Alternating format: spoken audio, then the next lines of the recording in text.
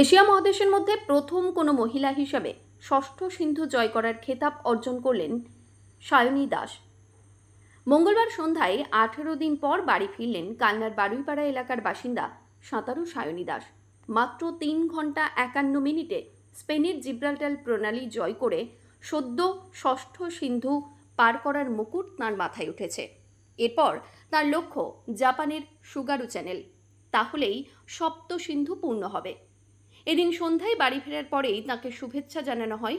এলাকাবাসীরা এবং আত্মীয় স্বজনরা তাঁর বাড়িতে ভিড় জমান। সায়নী জানিয়েছেন, এত কম সময়ে এই চ্যানেল জয় করতে পারবো এটি আমি আগে ভাবিনি। তারা 3 জন সাঁতার কাটতে নামলেও 2 জন এই চ্যানেল জয় করতে সক্ষম হয়েছেন। আপাতত কয়েকদিন রেস্ট নিয়ে তারপরেই আবারও পরবর্তী লক্ষ্যের দিকে এগিয়ে যাওয়ার প্রস্তুতি শুরু করবেন সাঁতারু সায়নী দাস। তার মুখ থেকেই শুনবো এই ষষ্ঠ সিন্ধু জয় করার অভিজ্ঞতার কথা। এবছর দ্য স্ট্রেট অফ জিব্রাল্টার এশিয়ার প্রথম মহিলা সাঁতারু হিসাবে আমি এখন করছি সমুদ্র সাঁতার কেটে পার করা। সেখানে ষষ্ঠ সিন্ধু ছিল আমার দ্য স্ট্রেট অফ জিব্রাল্টার। সেটা 3 ঘন্টা 51 মিনিটে পার করতে পেরেছি। এটা আমার বেস্ট টাইম। মানে আমার এজাম্পশন ছিল 4.5 ঘন্টা বেশি সময় লাগবে। আমি খুবই ভালো ওখানে আমি সুইমিং করেছি। আমি খুব স্যাটিসফাইড ওই সুইমিং নিয়ে। আর ওখানকার অ্যাসোসিয়েশনরা খুব হেল্প করেছে।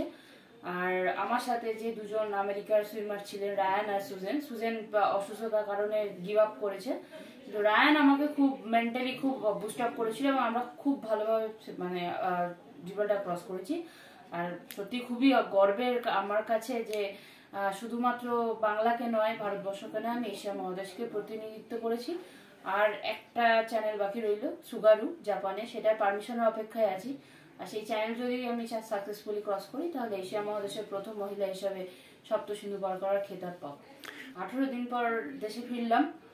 প্রথমেই গরমের ছ্যাঁকা খেলাম। ঠিক আছে, একটু সময় লাগবে, কারণ চ্যানেল পার করতে গিয়ে অনেক ইনজুরি হয়েছে। আমার আগেরও অনেক ইনজুরি ছিল। খুব ভালো লাগছে নিজের দেশে ফেরা, নিজের মানুষদের সাথে, পরিবারের সবার সাথে আবার দেখা হওয়া।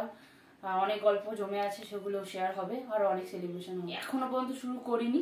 এবার স্ট্র্যাটেজিটা একটু অন্যরকম হবে, কারণ দ্য স্ট্রেট অফ সুগার একটু অন্যরকম ট্রিকি। তো মানে 8 ঘাট বেঁধে শেষ সিন্ধু জয় হবে।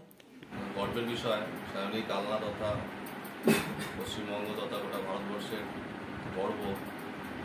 তো সেই পরিবারের একজন সদস্য, আমিও গর্বিত। প্রত্যেকের মতো আমারও খুবই ভালো লাগছে।